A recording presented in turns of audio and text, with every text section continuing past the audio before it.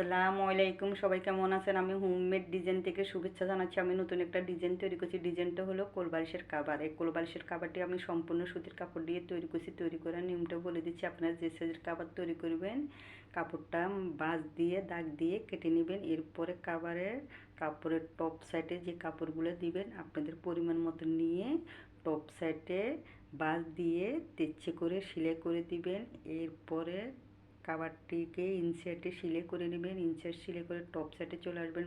Top সাইডে চলে এসে একটা গোল রাউন্ড শেপ করে কাপড় কেটে কাভারের মাথায় দিয়ে হালকা কুচি দিয়ে সেলাই করবেন। এরপরে টপ সাইড করে টপ পিসটি দিয়ে দিবেন। এরপরে কাভারের উপরের অংশে হেম সেলাই করে একটা লেস তৈরি করে লেসের মাথায় কলি দিয়ে দিবেন। দুটা তৈরি হয়ে গেলেও খুব সুন্দর একটা কোল বালিশের কাভার। এই কোল বালিশের কাভার ব্যবহার করবেন, বালিশটাও সেফ থাকবে, রুমের পরিবেশটিও ফুটিয়ে থাকবে। আমার ভিডিওটি যদি ভালো লাগে লাইক শেয়ার করবেন। সবাই ভালো থাকবেন। আল্লাহ হাফিজ।